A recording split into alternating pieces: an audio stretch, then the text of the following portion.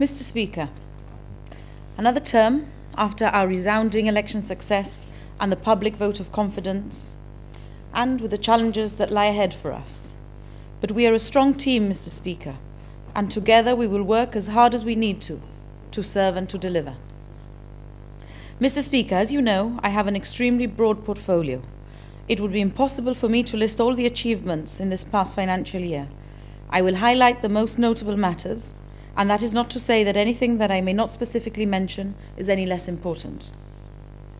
Mr. Speaker, I will commence my intervention outlining achievements in my tourism portfolio.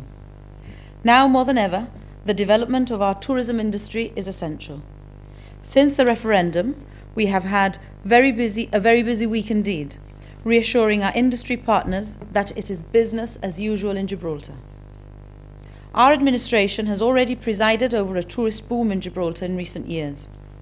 We have seen growth in an industry that had been greatly boosted as a result of our efforts. Our vision from the outset was to prioritize tourism as a key sector for the sustained development of our local economy, and we have demonstrated our political commitment to tourism growth. We believed that the tourism sector in Gibraltar suffered from underinvestment, was underdeveloped, and as such it was not the economic driver that it ought to be.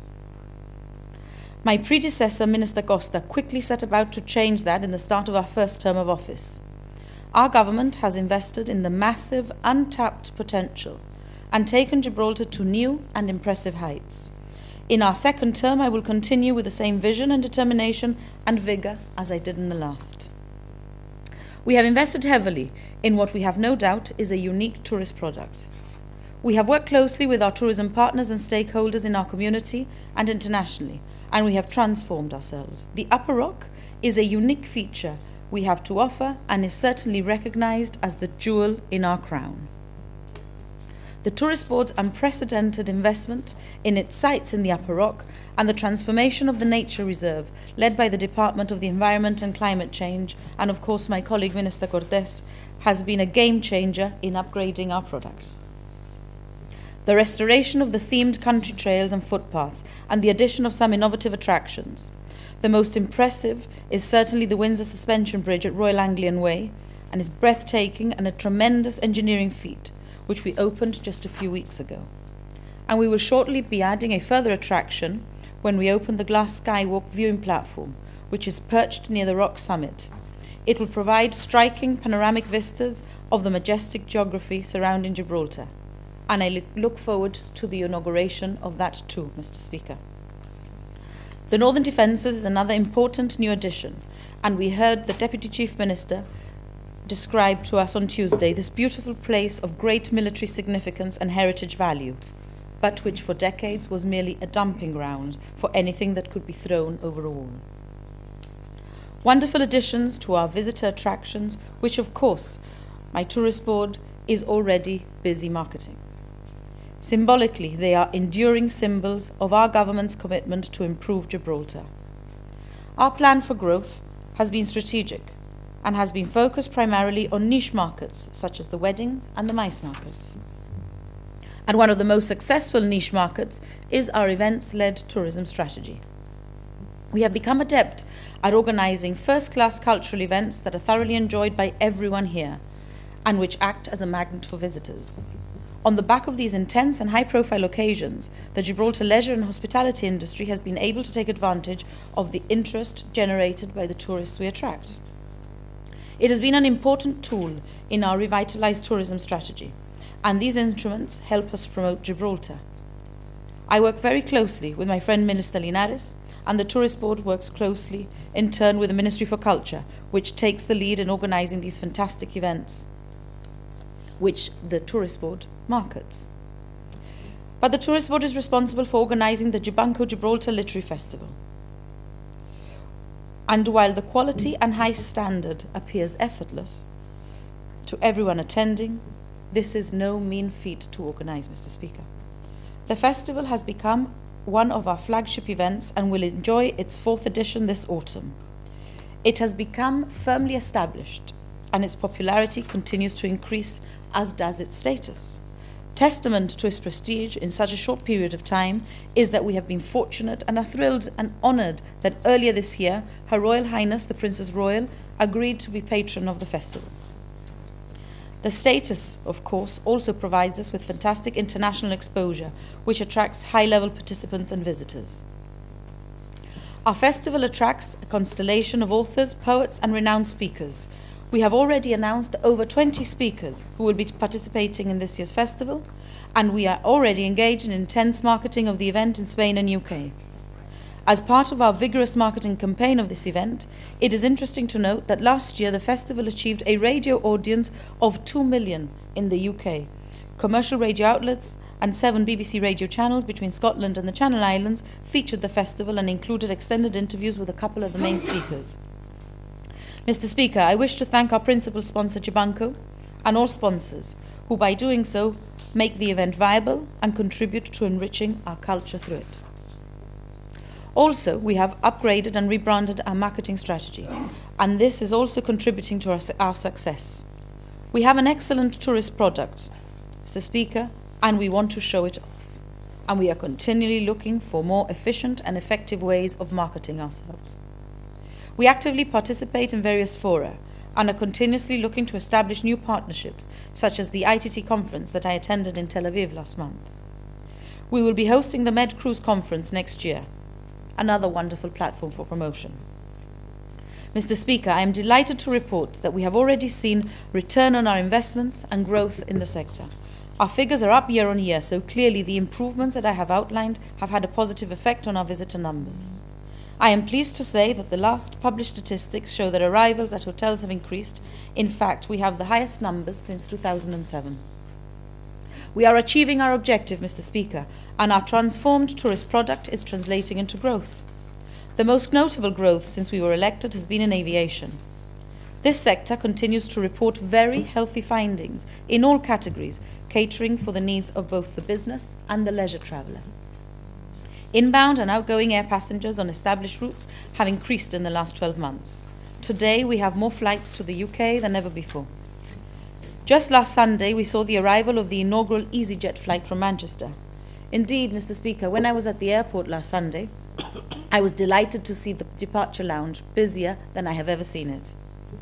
The additional flights and new routes we have secured: a Monarch's Birmingham flight, the new EasyJet routes to Bristol, Manchester, along with Royal Emirates service to Tangier and Casablanca. And these have generated extra passengers. And in specific terms, Mr. Speaker, this summer alone, we have seen a 40.8% growth in capacity and a weekly flights increase of 31.5% compared to last year, which in itself was a record year. Yeah. Among other highlights of this past year have been EasyJet's achievement in attending the tremendous milestone last August of carrying 1 million passengers on the Gibraltar to London Gatwick route. And we look forward to welcoming another 1 million, Mr. Speaker. The Gibraltar-Bristol link carried 35,000 passengers in its first year and is proving extremely successful. I am also delighted to report that EasyJet is set to provide extra seat capacity between Gibraltar and London Gatwick by 15% this summer season, and an additional 13,000 places being made available since March this year. Overall, this airline will operate 18 weekly flights to Gibraltar this summer season, up from 14 last summer. We are extremely pleased about the close working relationship that we have established with EasyJet of late, which has enabled us to establish new routes. And given the commitment to Gibraltar, we continue to work closely with them on further growth and look forward to being able to introduce new routes in due course. Additional capacity has also been provided by another long-standing partner of ours, British Airways, with 2 extra weekly flights, the London Heathrow-Gibraltar flights, which commenced on the 1st of May this year, bringing the total number of flights on this route to 13 a week. Monarch also launched their London Gatwick-Gibraltar route in May, this year offering 4 flights a week, and this is the airline's 4th UK destination from Gibraltar. In summary, Mr. Speaker, over the summer months, Gibraltar will offer 17 weekly flights from London Gatwick, up from 11 last year. 13 weekly flights from London to Heathrow, up from 9.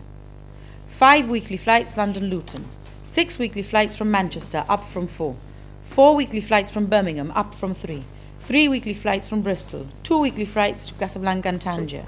This represents no less than 50 flights a week, up from 37 in the summer of 2015.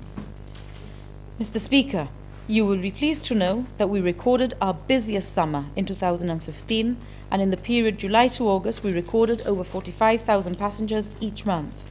This represents an increase of 12.7% against July 2014 and 10% above the August figures. Importantly, visitor arrivals by air increased by 7.1% in 2015 over 2014. Mr. Speaker, we have recorded an increase of 22% in passenger growth in the first 5 months of 2016 compared with the same period in 2015.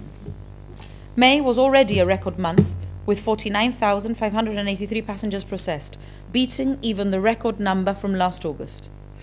With the main summer holiday period still to take place, further records are expected to be registered in the next few months.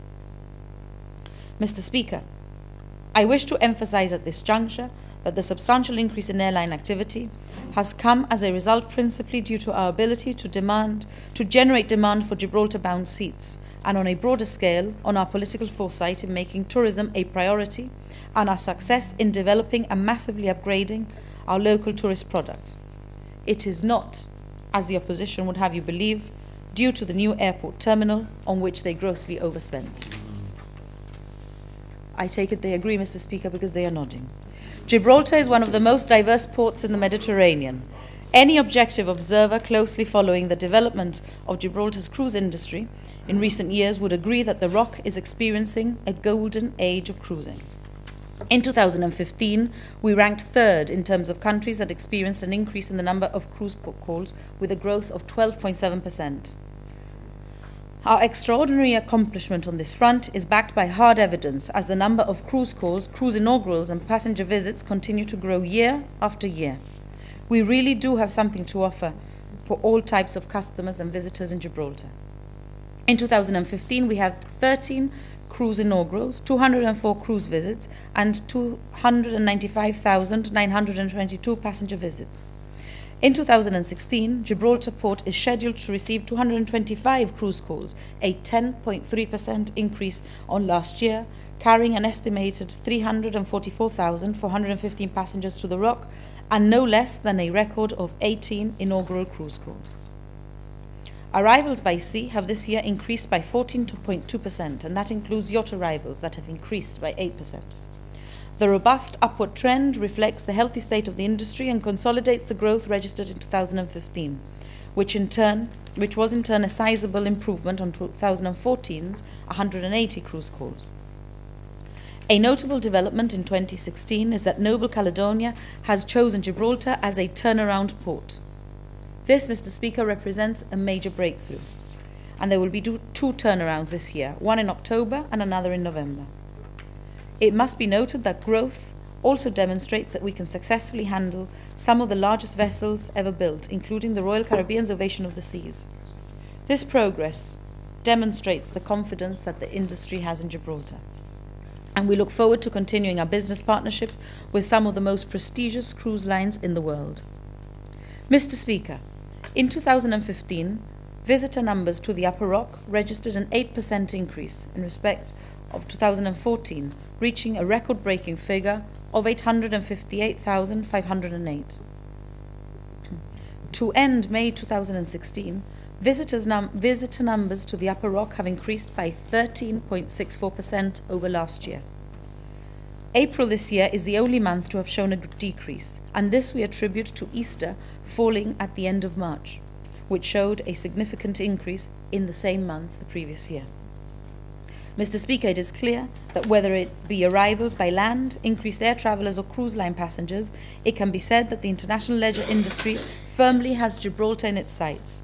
Mr. Speaker, Gibraltar has strengthened its position in the global market as a leading short-break destination and port of call in the Western Mediterranean.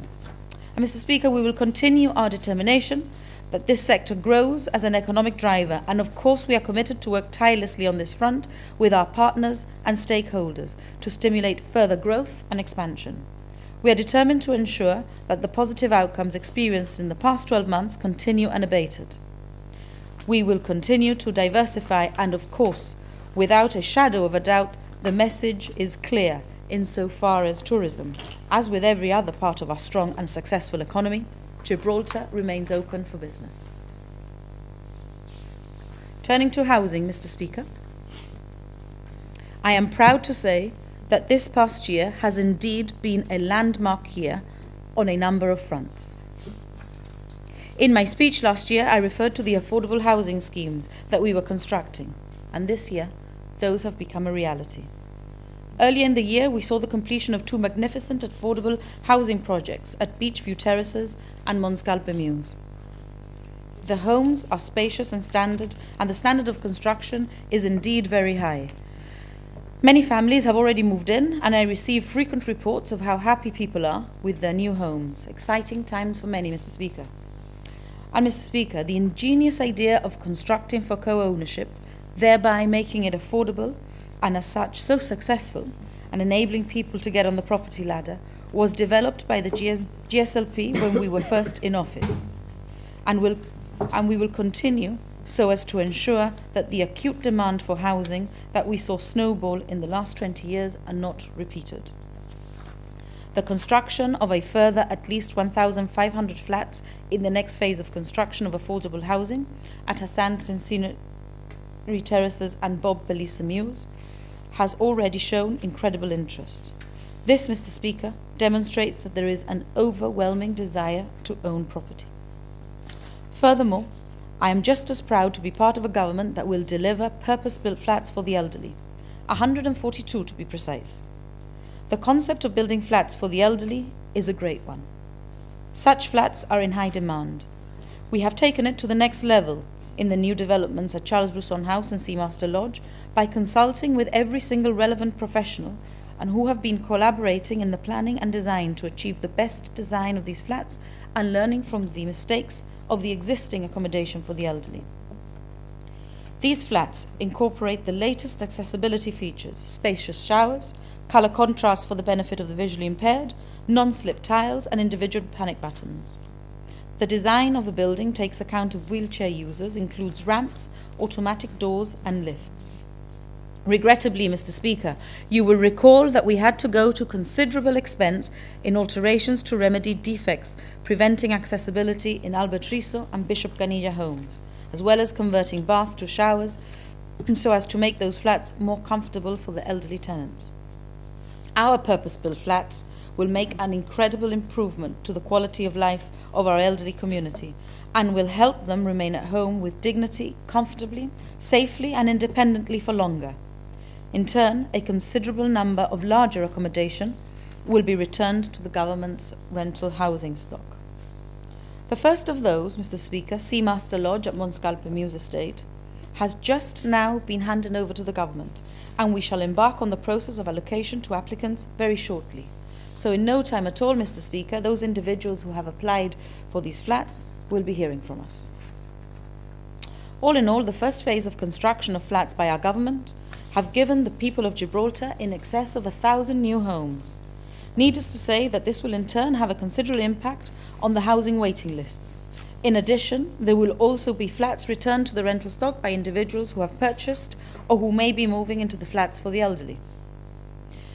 In addition to the new construction, we continue with our extensive refurbishment program of existing government rental housing estates, which, as we heard on Tuesday, the enhancement has converted these into assets by way of investment. The major refurbishment works at Glacis and Moorish Castle estates are virtually complete and have undeniably contributed to visually transforming what was previously dreary and neglected architecture at Gibraltar's land entry point. Phases 1 and 2 at Laguna Estate are practically complete, and Phase 3 is already being staged in. Again, the improvement to this estate is plainly visible. Refurbishment works at Alameda Estate also continue, and the blocks remaining will be completed in this term of office. An extensive refurbishment program is also underway at New Police Barracks as Willis's Road, The general embellishment, road surfacing and parking rationalisation works to Varelbeg Estate is now complete. Mr. Speaker, refurbishment works to other major estates will also continue, and we are committed to an ongoing programme of maintenance and improvement of our rental housing stock. We have invested and we will continue to invest in the maintenance and upkeep of our estates for the benefit of the families who live in them. Mr. Speaker, the Chief Minister announced on Tuesday that housing rent will be increased for the first time since 1984. Mr. Speaker, you will be aware that the Ombudsman in his report called for the need to review housing rents. Since the announcement by the Chief Minister, this step has been widely accepted and indeed welcome, perhaps more on a matter of principle than the value of the income that it would generate. After all, Mr. Speaker, the increase is relatively minimal and modest by all accounts. I will take the liberty of reminding the House of the statistics that the Chief Minister provided on Tuesday. Average earnings in 1984 were £126 a week. Average earnings in 2015 were £555 a week. That is a rise of 340.5%. Inflation in that time has risen by 153.5%. Therefore, the increase in rent of 3% is therefore considerably lower than if it had been increased in line with inflation.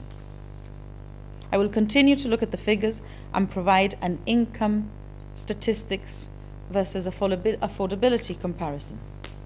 In 1984, rent at £18.70 was 14.8%, and at income rates in 2015, the cost of the same rent, because of course it never changed, was 3.4%. On this basis, if the same proportion of income was expended on rent, the rents in 2015 should now be £82.14 per flat per week. And if rents from 1984 had been adjusted for actual inflation in 2015, they would have risen to a level of £47.40 per flat per week. Mr. Speaker, it's all relative too, as £100 in April 1984 is the equivalent of £253.36 today. So all in all, Mr. Speaker, a very modest increase indeed. On average, Mr. Speaker, will translate to an increase of 60 pence a month. And the increase in rents, Mr. Speaker, of 3% will take effect as from the 1st of September this year, and tenants will be notified accordingly. As an aside, Mr. Speaker, but important, tenants paying rent by direct debit, standing order or other methods of deduction must remember to make arrangements for the payment of the new rent once due and to adjust their payment mandate. Otherwise, Mr. Speaker, heaven forbid, we would not want anyone to inadvertently fall into arrears on the increase. Otherwise, an average of 60p will be accrued accidentally each month. In any event, of course, the Housing Department will be checking this and assisting people. And on the subject of arrears, Mr. Speaker, perhaps the most notable achievement in the Housing Department this financial year has finally seen the implementation of procedures to recover arrears of housing rent, a long-standing problem that has been festering for far too long. Before I go any further, Mr. Speaker, I wish to make one thing very clear at the outset. We are certain that there must be a distinction between those who cannot pay rent and those who do not wish to pay rent without any reason for not doing so. Thank you. Because firm action has never been taken in the past, it has unfortunately become the norm for the latter not to pay rent. The department is sympathetic to individuals who genuinely are unable to or have difficulty to meet their monthly rental installments, and officials try to be as helpful as possible. Unfortunately, there will always be people who are genuinely unable to pay rent, and in these circumstances, it is our duty as a community to assist. They are not the priority in our strategy for recovery of arrears. Now, Mr. Speaker, I sincerely hope that the principal auditor is listening, because I think that he will be very pleased with what I am about to explain.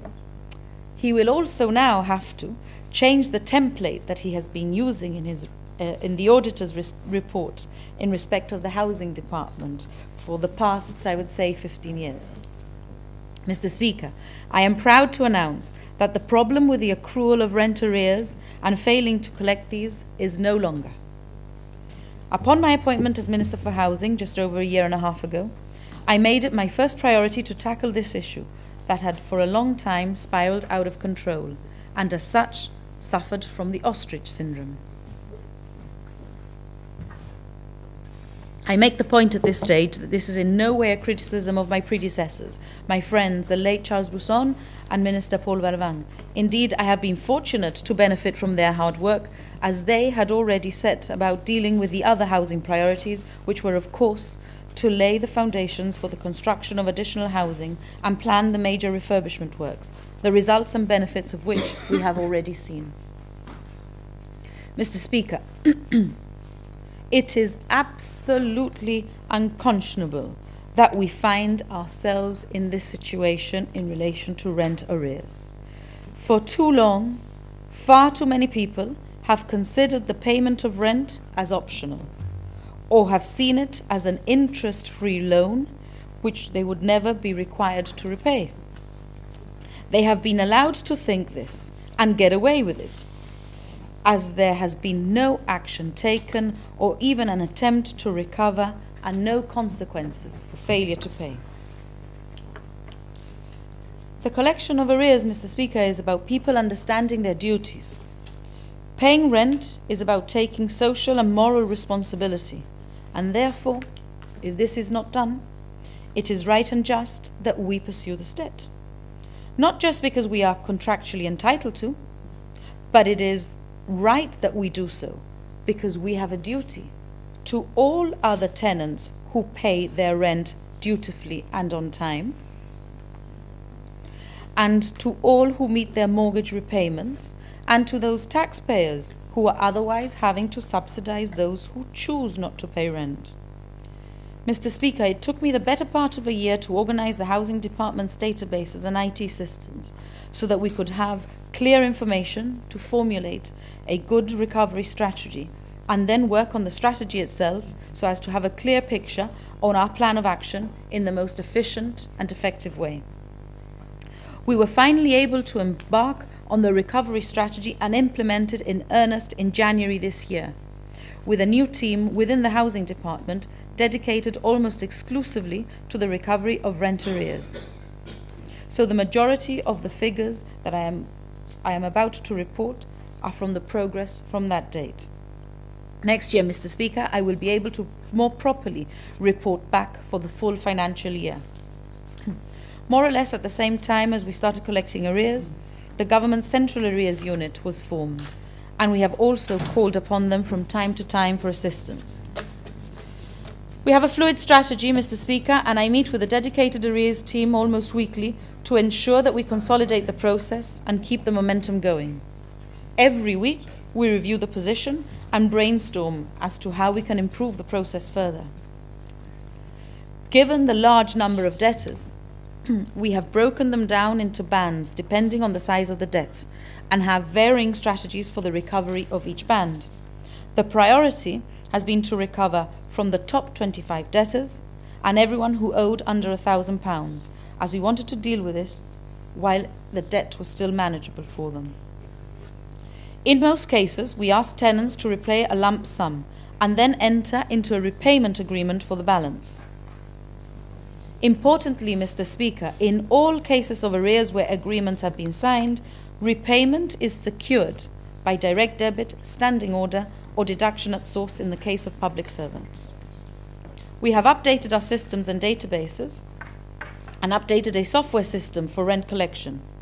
We have introduced a new monthly billing format which highlights the arrears. We have also introduced a revised rent arrears agreement. We have embarked on an awareness campaign and introduced a facility to make lump sum payments online via the new eGov portal, of up to £2,500, so that people do not have to physically attend the department to effect payment of arrears. No exchanges, inclusions or exclusions on the tenancy are allowed for people who are in arrears. No parking spaces will be provided or renewed in cases where people are in arrears. And I will use Mid Harbour's estate as an example, Mr. Speaker, only because parking permits in that estate expired on the 30th of June this year. For a number of months now, we have been writing to tenants on a number of occasions, reminding them of the requirement that arrears be paid in full in order for the parking permit to be renewed. A fob is required to activate the barrier to the car park at that estate for those who are authorised to park. Those in arrears have clearly been advised for a while now that they would no longer be authorised to park beyond the 1st of July. On the 4th of July, we deactivated their barrier fobs to all those in arrears.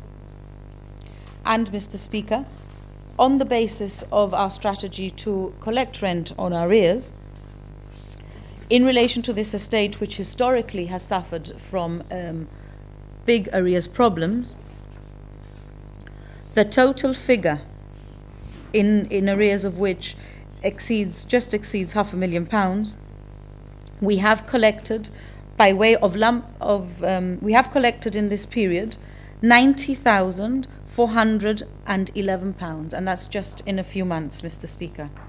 39 tenants from Mid Harbours have settled their arrears in full, amounting to £84,085, and these are figures that I have as from yesterday.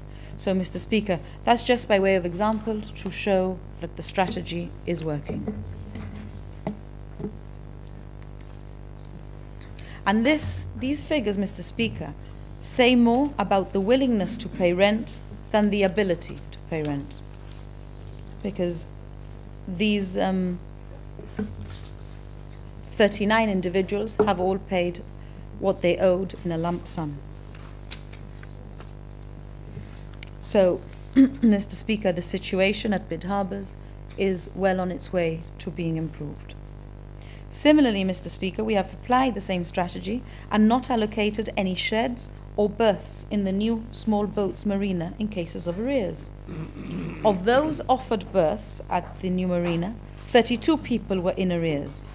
Of those, 26 people have paid in full, and in this way we have recovered £42,747.94 in a short period of time. And 11 debtors have actually forgone the opportunity of a new berth because they have not been willing to pay arrears. Requests for non-essential works are not accepted by the department for people in arrears. And importantly, Mr. Speaker, as from the 1st of September, it will be compulsory for all rent and arrears to be deducted at source for all public servants, unless payment is already being made by direct debit or standing order without default. It is totally unacceptable, Mr. Speaker, that people who are in employment should be indebted to their employer. This should never have been allowed, and for years no one has implemented any mechanism to prevent it. And we now have, Mr. Speaker. Since January to date, in addition to issuing bills in the new format, which highlights that the tenancy is in arrears, the Housing Department has issued a total of 2,599 letters to debtors. This includes up to 3 or 4 letters in some cases. And in the same period, Mr. Speaker, in this year, since January, the department has arranged 414 appointments with debtors, of which 313 have attended. Officers meet with tenants individually and try and establish the reason for the non-payment and offer assistance with a repayment plan. Meetings are amiable, Officials consider the individual circumstances and try to assist genuine cases of hardship as much as possible. Close liaison with the Department of Social Security quickly verifies whether rent relief may be offered. And in cases of unemployment, we have also established a seamless referral system to the Employment Service, which luckily just happens to be next door to the Housing Department. At the moment, we have 2 teams of officers who see people daily, and there are, Mr. Speaker, a further 687 meetings scheduled. So as you can see, Mr. Speaker, a very live process, and people are engaging well. So far, Mr. Speaker, 196 repayment agreements have been signed since January this year.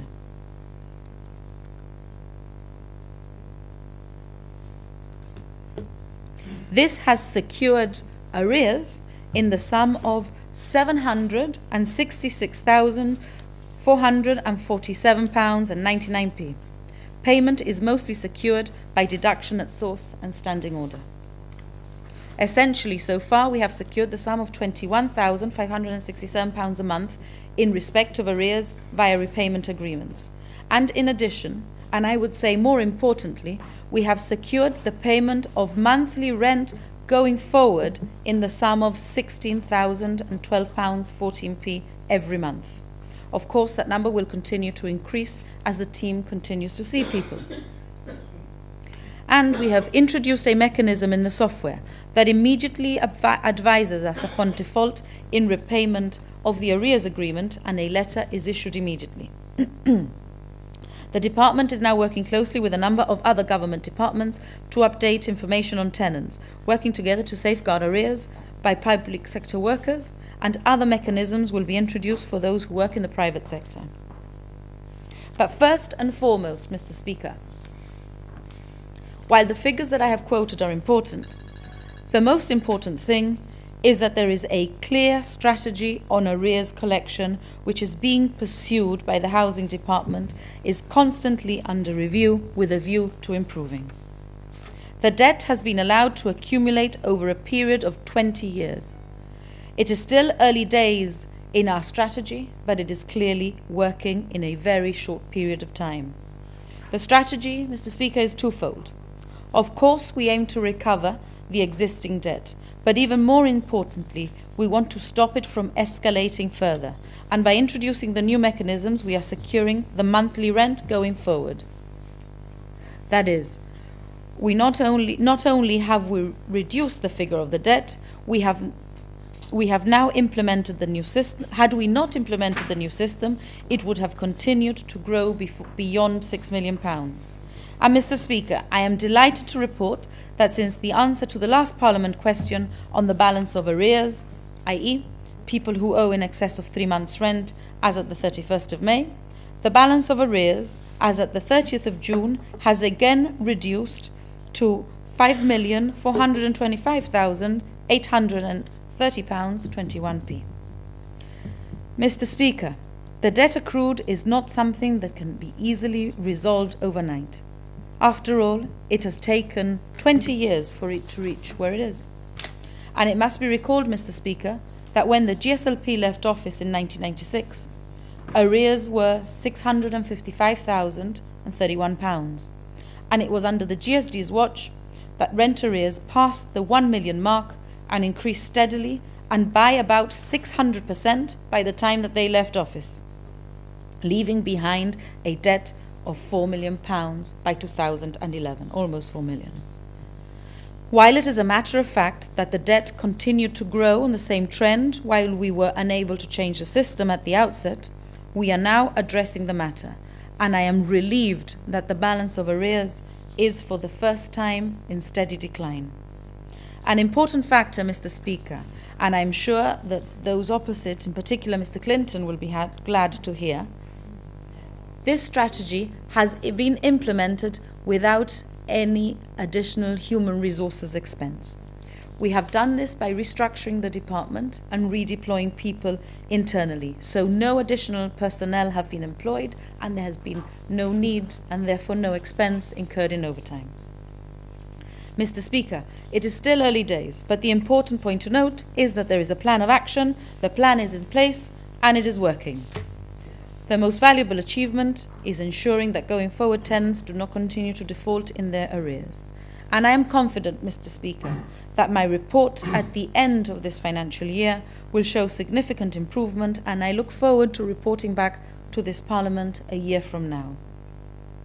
Mr. Speaker, at this stage, I must publicly recognise the commitment and hard work of the arrears recovery team at the Housing Department for their absolute dedication to the process.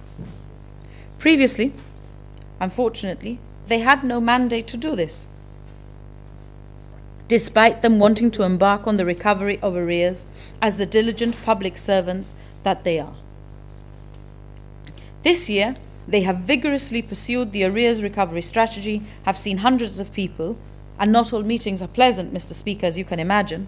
They have processed hundreds of payments accurately and on time, and all with a turnover, vigour and efficiency that you would have thought that they were being paid on commission on the amount recovered, which incidentally they are not, Mr. Speaker.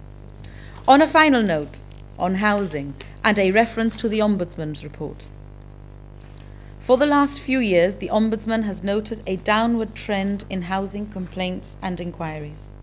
I am pleased that this trend continues, to the extent, according to the Ombudsman, that we should see housing issues being removed from the top of the complaints league. Housing has always been a very difficult sector, but it is indeed very gratifying to read such an acknowledgement, because it's even more gratifying that the logical effect is that we are assisting more people and more people are happier with the service. Turning to equality, Mr. Speaker, as a government, we have demonstrated a strong track record on equality in our first term, and this will of course continue our work as we strive for a more inclusive community. Mr. Speaker, having introduced the civil partnership legislation in our first term in office, the most live issue at present is our manifesto commitment with regard to amendments to the Marriage Act to make it equal for all. As you are aware, in our manifesto, we set ourselves a commitment and a timeline for June. We have already undertaken the consultation process, but given the results of the referendum have been overtaken by events, and we seek the indulgence of the electorate for a little longer. But that does not mean that we have lost sight of this matter at all. In July last year, the Equal Opportunities Act was amended to include transgender individuals as a class protected from discrimination, and we are working with other government departments on progressing policies in this regard as appropriate. And a lot of work, Mr. Speaker, has been undertaken on the implementation of the UN Convention on the Right of the Disabled, including substantial consultation with stakeholders, and we are finalising the document to be able to give this effect. This is not the only progress on the rights of people with disabilities, and we continue to make progress to assist individuals with disabilities and have introduced various important measures throughout the year already. There has also been substantial training, both to the private and public sector, on accessibility to premises as we prepare for the introduction of regulations to make buildings accessible compulsory. Importantly, as part of our work in life planning for the disabled, the department is spearheading an interagency working group with a view to formulating a strategy for people with autism and assisting as well other people with other learning disabilities. I also continue to undertake work on gender equality, and this year numerous awareness events have been arranged while we continue to work on the substantive matters on this front. Mr. Speaker, this is an area where I am greatly assisted by the support of professionals and groups in the voluntary sector, with whom I work very closely, and wish to thank all those who have provided professional and practical guidance. Mr. Speaker, my final portfolio is of course social services. The development in this department is ongoing. In the same way, the needs of our community and society change, and the service ensures that it adapts and models its services to reflect this.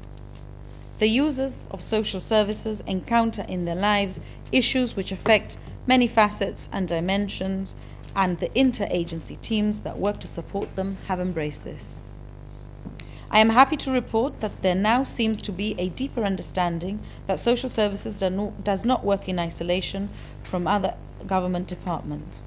The Social Services Department of the Care Agency provides for children, vulnerable adults, adults with learning disabilities, and individuals suffering from addiction.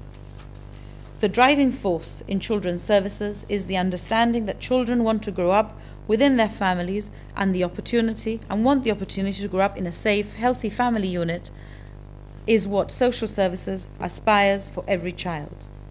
It is for this reason that the dynamic of children's services has now changed to promote early intervention and avoid future difficulties such as criminality, substance abuse, and domestic abuse from arising.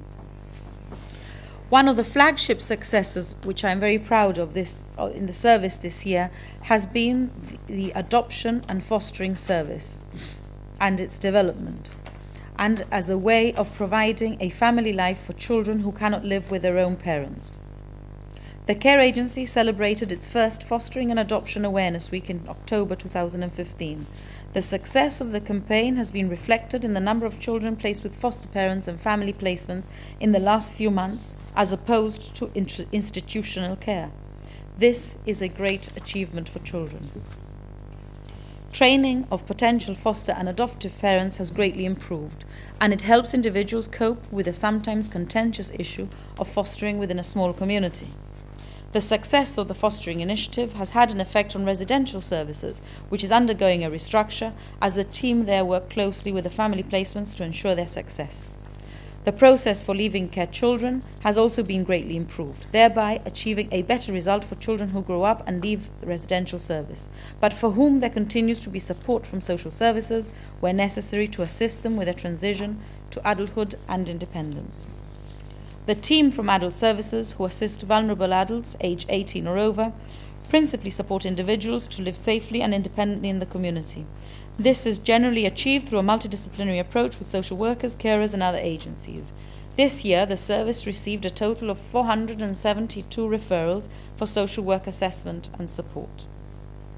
There is an increasing amount of referrals from the public and self-referrals, and this is as a result of the growing confidence in the service. They are also responsible for the running of the day centre for the elderly at Waterport Terraces, such a valuable investment, Mr. Speaker, for the benefit of our elderly community who are able to spend time in this warm and caring environment. Domiciliary care, of course, continues to be provided to assist vulnerable, elderly or infirm people at home. We constantly monitor this service for clinical standards, as well as to ensure that it runs on a cost-efficient basis. Social workers are now integrated in hospital and multidisciplinary teams and bed management meetings, which ensures better planning of services and a seamless approach to care. At present, we have 220 individuals receiving care at home through social services. This enables elderly people to remain at home safely and independently for longer and in line with their wishes. During this financial year, the focus of the Disability Service has been the emphasis on continued improvements to ensure the highest standards and quality of care are provided at St. Bernadette's and Dr. Hiraldi Home. We have engaged the services of an external consultant to assist in the development of the service and assessment of individual service users. We have refurbished St. Bernadette's to improve it and make it more accessible, and completely refurbished the sensory room, which is so core to our service. And finally, turning to addiction rehabilitation and outreach and community services provided by the Care Agency. This government, Mr. Speaker, and all of us who are responsible for drug and alcohol abuse treatment in different ways are totally and equally committed to assist those who may suffer from this. Mr. Speaker, the Honourable Gentleman opposite yesterday mentioned that he has met with addicts in recovery and is learning from what he hears.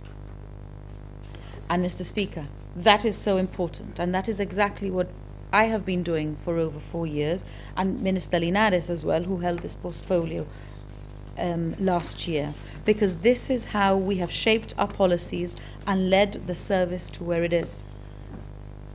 And what it is, Mr. Speaker, is a far cry from what it was when we first came in. And I am sure that what I found, Mr. Speaker, in 2011 is not what Mr. Corby, who initially set up Rousse's Farm, left either. I know what we inherited, Mr. Speaker. I was there. I saw it. An empty, dilapidated Bruce's farm, forgotten and neglected by the GSD. And I am not referring to the building. I am referring to the people who needed it at that time. But I do not wish to dwell on the past, Mr. Speaker, because we have to move on and we have to move forward. And that is not what this service is about. In previous answers to questions, Mr. Speaker, I have stated that occupancy levels at Bruce's farm are higher than ever. Well, guess what, Mr. Speaker? Last month, I was delighted to be faced with the problem that it was full to capacity. This had not happened for at least 12 years, and it shows that the system is now working and help is being provided. Incidentally, Mr. Speaker, on that occasion, I asked the staff to immediately buy bunk beds as a temporary measure, as I wanted to ensure, as I always have, that people who ask for help and seek to be admitted always are. Beyond Bruce's farm, we have important manifesto commitments to meet on a wider strategy. We are working very hard to achieve this, and once our ambitions are implemented, we will transform how drugs misuse and its damaging consequences are dealt with in our community. This is certainly an area where interagency working together is crucial for success, as is engagement with charities and voluntary sector, with whom I meet frequently, and they know they have an open door and my full support. The significance of the progress of the care agency is the overall improvement over the past few years. This has been achieved principally through the employment of staff in a service which never had a full complement of either professionals or administrative support. And, Mr. Speaker, it's also very important to note that the administrative support in the care agency is the backbone and the essential support to the professionals. Social services, as an essential service, has seen growth posts of key staff in our first term in office, and we are clearly seeing the results of this valuable investment. One of the key functions outside the day-to-day professional work is the outreach careers work that is undertaken by staff to encourage, especially children in schools, to consider a career in care, whether it be as a social worker, in care, or nursing. We are keen to invest in the future of the service. Finally, Mr. Speaker, I would like to give credit to Mr. Albert Broussard, who retired as the CEO of the care agency at the end of last year. Albert is a kind man and someone who holds strong principles and values and has dedicated his career to working in the public sector. Albert stepped in as CEO of the care agency over 3 years ago at a very difficult time and helped steer the ship and give it balance it has today. Being at the helm of this incredibly challenging and demanding organization is not an easy task, nor is it putting up with the most demanding part of it, Mr. Speaker, and that is yours truly. After a short period of retirement, Albert has agreed to work with me again, but in my ministerial office on a part-time basis. I am grateful that he has, and I look forward to working with him again. His role will now be different, but no less important. This year has also seen the retirement of Debbie Gwynn, the head of service of the adult social work team. Debbie is a true professional, a kind and gentle lady who has dedicated her career to helping others and has done a lot for social services in Gibraltar, and from whom I have learnt a lot. I wish her well, but ask that she does not go too far either.